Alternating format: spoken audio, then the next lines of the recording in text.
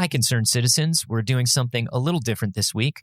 We're releasing a patron-only episode onto the main feed. This is the second time we've released this exact episode onto the main feed. It's from back in 2015 when our guest, Brock Wilbur, shared his experience volunteering at a California reproductive health clinic that performed abortions. Obviously, with the U.S. Supreme Court's decision this week to reverse Roe versus Wade, we thought this was a particularly relevant episode to share, especially because it shows that even back in 2015, in a state like California that protects women's reproductive health rights, during a time when Roe versus Wade was in place, it was still incredibly tough and a traumatizing experience for a lot of the people that seek to have these procedures done. It also is a great reminder that a lot of different people seek to have these procedures done for a lot of different reasons, and why protecting these rights is so important. If you'd like to help out in any way, we recommend heading to abortionfunds.org. Any money donated there will be split up between local reproductive health clinics in trigger states, which have already had abortion made illegal, as well as states where it is likely to become illegal soon. Thank you to our patrons for allowing us to share this on the public feed.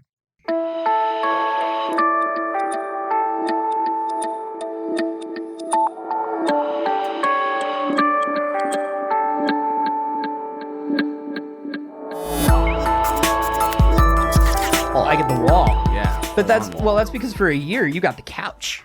It's my turn. You made sure that ended. It's time for Real good. Time for me to And he lounge. took the backs off our chairs. Look at that. Not Brock. Brock gets it back because he's a guest. Yeah. He gets to use the fancy soap that looks like a shell. You don't get to use that soap. I don't get to use the shell soap? No. That's why my hands are always filthy. The 3 shells. Like in How Demolition do I Man. use them? I don't understand how.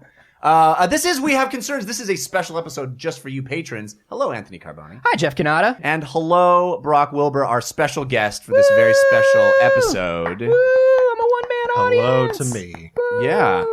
I do kind of always have Anthony applauding by himself in my head. That's Yeah, I like to be a Jiminy Cricket for people. Little Jiminy Carboni. It's okay. Do great. You'll be fine. This is special just for you patrons listening. And Brock came by. We did a regular episode. Hopefully you listened to that already. But this is for your concerns. You are in the anxiety chamber right now. What's concerning you? it is what I expected it to look like. It's a little too pleasant, right? I wouldn't say that. Disarmingly pleasant. Yeah. Yeah. I share it with my wife, who has no concerns about anything.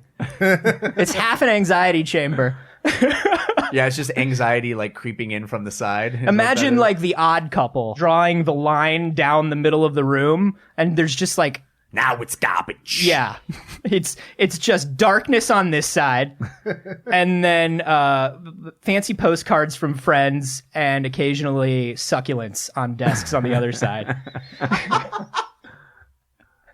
Lovely. It's yeah, lovely. it's they're nice. They're a very hardy plant. They are. Yeah. They are. So, Brock, what worries you? Are a dude who seems.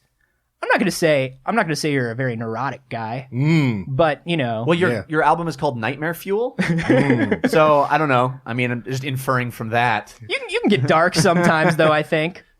You have anxiety context clues in everything that you make, say, and do. Yeah. Let's see. I think my concern as of late, and probably the thing I've been thinking about the most, is abortion. Wow. Because about 6 months ago, I realized I don't do anything good, or in so much like I don't volunteer my time anywhere or something. And that used to be a big part of who I was. And then there were a couple years there where I was just like, I'm just so busy all of the time that I just don't have time to do stuff. And that's a lie. No one's too busy to give back something. Doesn't But mean do you should you have been aborted. You jumped to the end of this story. Do you leave instructive and or insightful internet comments anywhere? Because that counts, I think, as community service. I don't think I look at the comment section anymore. On Like good anything I do. tweets. Like if you Yeah, tweet good. I and- do some good ass tweets. Yeah, You're right. like if somebody fave stars your shit, like you probably don't have to clean up your I community. don't ask people to donate money to my podcast, so that's. I do, but that's why I always tweet good ass tweets. You gotta make up for it. I gotta make up for it. That's my carbon offset. So wait, where did you grow up? Kansas. Grew up in Kansas, and you said that service and volunteering used to be part of your lifestyle? Yeah, I mean, when you grow up in a church and you start with that kind of stuff, and then, in college you find those things elsewhere. But I wasn't doing anything that I was like, I'm really proud to be doing that thing. And a friend of mine who's a comic had spent the last couple of years as a volunteer at a women's clinic outside town on the weekends, and would just go out there and would tell me that it was very rewarding and that I should give it a try. And so I signed up to start doing this. And it's this heartbreakingly weird, horrifying situation, which is that you go to these women's clinics where women are mostly just trying to get medical stuff taken care of, sometimes just medicine, like sometimes abortions are performed there and sometimes they're not, but you wind up with just these walls of protesters. Oh my God. Yeah. And so mostly what you do as a volunteer, as an escort, is that you just sort of make sure that women can get safely from their cars to inside the facility and back out again. Yeah. I was going to say, you're a big guy. Yeah, it does help that you're a giant person. And the second you're like, I'm going to volunteer at the clinic, they're like, oh, we know what we need you to do. Yeah, that's, and that's one of the things about it, is that it's mostly women that volunteer, and mostly like very small people and the occasional like dude, and so it's you've got mostly mythical creatures, elves, gnomes, dryads, sprites, just small, tiny little. Yeah.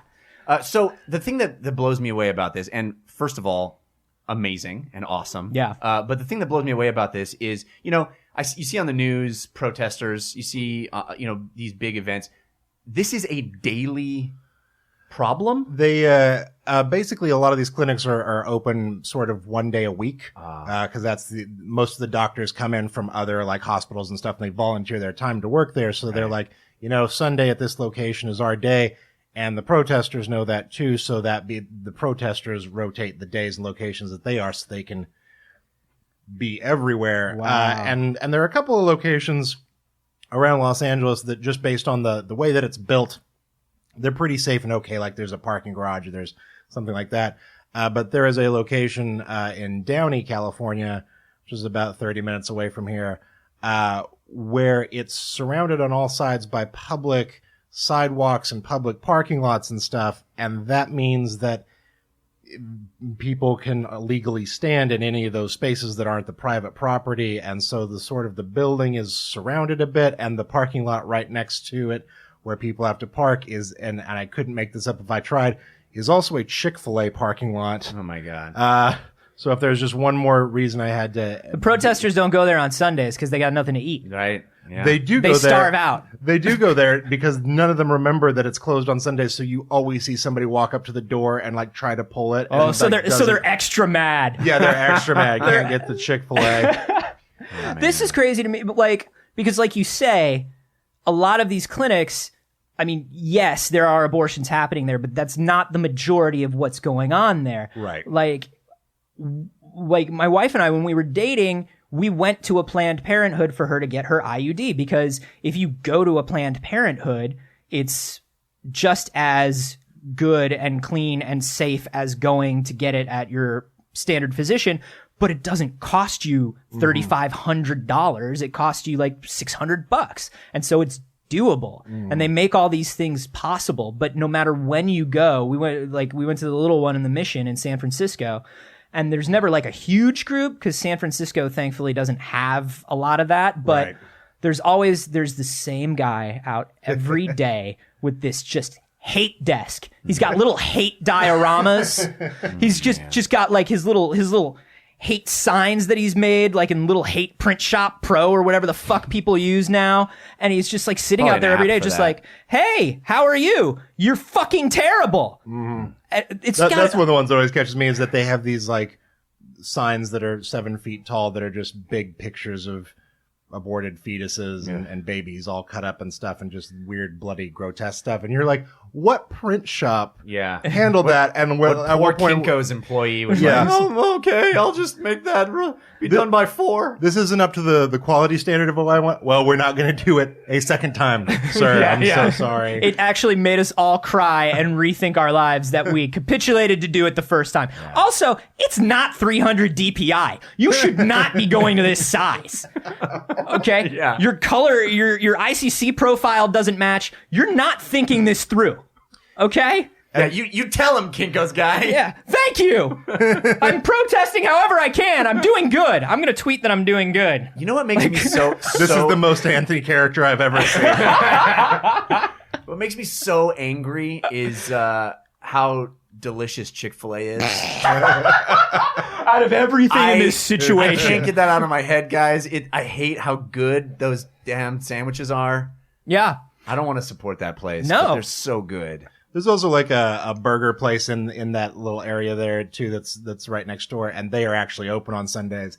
And the people that have to drive past the cut up children pictures and stuff, you just see their manager just stand there every Sunday going, I can't believe the location that I selected for I this. still can't get a transfer. I've applied 16 times. I want to work at the other Chuck E. Cheese. Can I just please transfer me to the other Downey Chuck E. Cheese? So one of the things that you run into out there is not fun. Yeah. is that a lot of these people show up in groups and they don't all come from the same place or the same ideology. So a lot of them don't even like each other, which is a weird thing to have. Because you've got, usually there's a group of about 10 to 15 Asian women, and they usually bring a recording that they play like out of a boombox that they've got, and it's got 3 songs on it, and one song is a song written from the perspective of a fetus thanking the mother for not killing it. And then the second song is that was just Korea's entry into pop song contest, World Pop 2015. Eurovision. Yeah. And then the second song is the same song in Spanish. Oh, good. Which is how I'm learning Spanish. And then the third song is just a 15-minute recording of I just picture you going into a Mexican restaurant and trying to order, and all you can do is spew hate about abortions. And then the third song is just a 15-minute recording of a child laughing, like a Halloween sound effect CD, just like this kid laughing.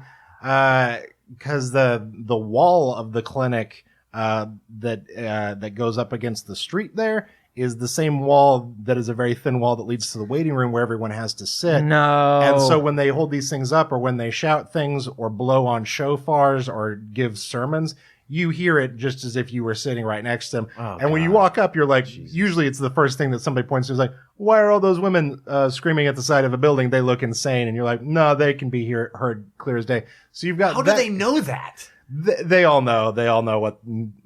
They've all like gone inside and pretended once to have been there and then cased the joint. But then you get dudes that are, and it's one of the big problems with it is that it's such a social class issue, especially in somewhere like Downey, where it's a bunch of middle-aged, well-to-do white dudes who come and yell at women of color and of lesser means. And some of them, like their racism is so thinly veiled. It's this weird kind of mom racism where they're like, don't abort your child. What if he grows up to be a rapper or an NBA star? Oh my And you're like, oh, dude. But those are the same guys. Wow. Those are the same guys that are definitely into a lot of conspiracy theories because a lot of the stuff that they shout has nothing even to do with this or maybe even religion. It's a lot of dudes that you can tell like somebody no one ever told them like what blogs were and that you could just put your words there. And then they saw this happen one day and they're like, hey, there's a place I can go where everyone has to sit and listen to the things I say and my ideas. I'm going to show up there every Sunday and shout at women that are terrified of my views on anti-Calvinism. And you're like, all right, that seems like a thing. Like I just blog spot. Like you could go do this instead. I literally, we have spoken about this before. I literally set my father up with a Tumblr for all of his crazy. Yeah. For all of his crazy. It's a little box for your there crazy. you go. Yeah. And you know what? so much more pleasant now because his crazy doesn't leak out. Because I think on a certain level, Did you read my link that I sent? absolutely not, Dad. Absolutely not, and I never will. What's weird is like he posts like a lot of terrible things. He's not anti-abortion. He's not racist. He's just one of those like, or at least he doesn't know he's racist if he is. I don't think he is, but he's got a lot of those like super like crazy Tea Party right-winger problems with the world. Sure. And, you know, I would like to think that it's not connected to race because he's never said anything about it, but, you know, he does want to know where the birth certificate is. So what's weird is interspersed throughout those posts will be like a post of, here's a video my son made. I'm so proud of him. And like under any other circumstance, I'd be like, oh, that's really nice of my dad to use the tools that I use to say that he, but I like refuse to let him tag me. I won't reblog it. I never like it because I don't want anybody to see. Yeah. Nobody can see my dad's right-wing Tumblr. But I feel like a lot of these dudes, if they just had an outlet for their crazy. Can that be our new project? My dad's right-wing Tumblr? That's, Or we just screen cap dad Tumblrs? oh Dad God, let's blogs? all give our dads a Tumblr. And just, not tell All them. the same Tumblr. and just not, Who's been posting on my Tumblr? because I was going to post that. I It's was gonna post actually, that it's a same really thing. insightful post. If you would just let me know who else is on this Tumblr. And then our dads become better friends than we are. And they start a podcast, and it. Better friends, worse people. Yeah. I guess the only silver lining about this, if there is a tiny one, is that the other people are as annoyed. Like there's people suffering there. I like that they don't get along. I like that they're. they're like the expendables of hatred. Yeah. You know, like they're a ragtag team that's assembled and they don't I like don't want each to hear other. this guy talk about Calvinism. Can we please stay on topic? Can we please stay on topic? I brought a tape of a fetus laughing. Can we all please focus on that? Funded by the Joker, obviously. Well, one of the dudes that shows up we call Dr. Spachemin. And he likes to, we have a non-engagement policy, which is the hardest thing about this, is that I can't say or do anything, but if somebody makes a move, you know, I Your put instinct- my body in between them. Yeah. Your instinct as a comic has to be to shut them down. Oh yeah.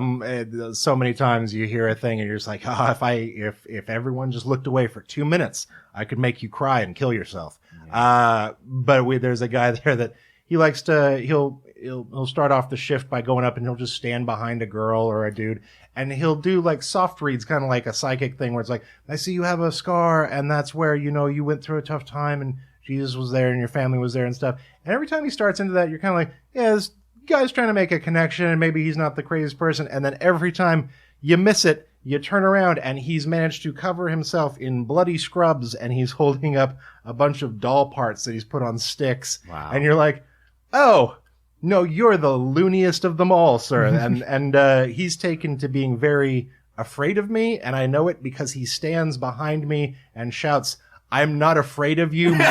I'm not afraid of you, monster. and then asks other people to shout that they are not afraid of the monster. And I'm like, I like to joke about being a bit of a Frankenstein man, but this is unreasonable. This is amazing. A monster. So you get that. You get there's regulars. There's these guys. Yeah, there's regular. Well, there's a number of them that have made it a career because what they will do, and it's one of the real problems that the whole system sort of has is that, especially in a place like Downey, you can call the cops if somebody throws a punch or gets physical, and the cops will show up, and they just think that what we're doing and what the protesters are doing is this hilarious game of back and forth, this little play sketch that we throw up every weekend, and they're like, all right, we'll go back to playing nice. Like, we've had the cops come before and been like, here's a video of a dude punching one of us, and the guy's like, indeed I did punch them, please arrest me, because they've made careers out of getting arrested at these things, and then they go to churches throughout the week, and they're like, I'm doing the Lord's work out there, I need more money to help do it. So they have an what a incentive, racket. a fiscal incentive to attack people. And I don't think I'd realized how important or big this was until a couple of weeks ago. We were out there and we had our normal sort of group. And then a school bus pulled up and 40 teenagers got off and started helping out with the protesters. And it turns out that there is a summer camp devoted to teaching teenage kids how to protest abortion clinics. And a friend of mine who works for the group I volunteer with showed me their Facebook page, and that was the craziest thing I've ever seen, because it was just like a normal summer camp where they're like, you wouldn't believe the prank like bunk 8 pulled on bunk 2, and you're like, okay. And then under that, it's like, but we got to bring down Obama's socialist Satanist regime. I made a lanyard and I made a lady cry. and they It was a good day. Let's have s'mores. They pretty explicitly state that they're like, teenagers can get away with a lot that they won't be arrested for that adults would. So it's important to get them out there and doing this. So all of a sudden you just have 40 kids that have songs and sketches and all this enthusiasm and energy. And they, one of them looked one of our girls right in the face and said, I'm going home to get a gun and I'm going to come back and shoot you. And the rest of them like applauded and like, yay, Billy's the best. And they that sort of enthusiasm encourages some of the more dangerous people to be like, I'm going to show them what I'm made of. And, when this person turns around, I'm going to hit him in the back of the head. And so you're just like, oh, this is really dangerous and spooky. But the thing of all these things that they kind of do and try, because they try everything, the thing that gets under my skin is always when kids are involved, because I'll see somebody bring out their 9-year-old and teach the 9-year-old to yell at us. And I'm like, that kid is going to grow up and one day resent you for every second of this. Or is going to grow up to be that person. Or will grow up and be that person. So to watch all those teenagers get off the bus and be like, man, so many of you are going to go to college in just a couple of years, and I hope that enough of you go somewhere else that you're like, oh wait, what was I doing there? That was the worst thing. Dude, Brock, this is horrifying and deeply disturbing to me on every level. And you started the conversation in a really interesting way about talking about being of service and doing something good, and clearly you are physically protecting human beings, which is to be commended and I'm sure rewarding on a certain level. But does it have a psychological effect on you? I mean, to be around that kind of vitriol for a long period of time? Yeah, it takes a thing out of you, and I'm a pretty cynical dude, I think, anyway. But there, some of these weeks, that thing will happen, and I'll just go into the rest of my week being like, I don't have that much faith in humanity. Oh, yeah. Like it's that sort of thing that to see it, just to even see it, is to be like, you look at your wristwatch and you're like, what year is it? And do I have a wristwatch? Like, what is 2015? And people are doing this, just screaming at women. And I think I got into this in a big part last year because there was a lot of screaming at women online. And I was like, well, there's nothing I can do to stop that. But there is screaming at women in the real world that still somehow manages to manifest itself on a weekly basis. And there is a little bit that you can do to help there. So that's kind of something that I wanted to get at, is you kind of started off with this general goal of, I know I should be doing something that, I know I should be doing more good. I know I should be doing something that's a little more fulfilling for me on that sort of level than anything I'm doing on a day-to-day basis. Mm-hmm. Was this a particularly strong issue for you before you started? And how, and if not, like, how has it grown in, like, did you feel it change into a more important issue for you, or a more kind of deep issue for you? The thing about it is that while I certainly feel strongly about it, it's never been a thing that was, I mean, I've also visited Planned Parenthoods, and once you've gone to your Planned Parenthood for the first time, you're like, oh, this is the most important thing in the world. And this is like, I see what this does. And at the end of the day, a lot of the politics behind even what's happening there,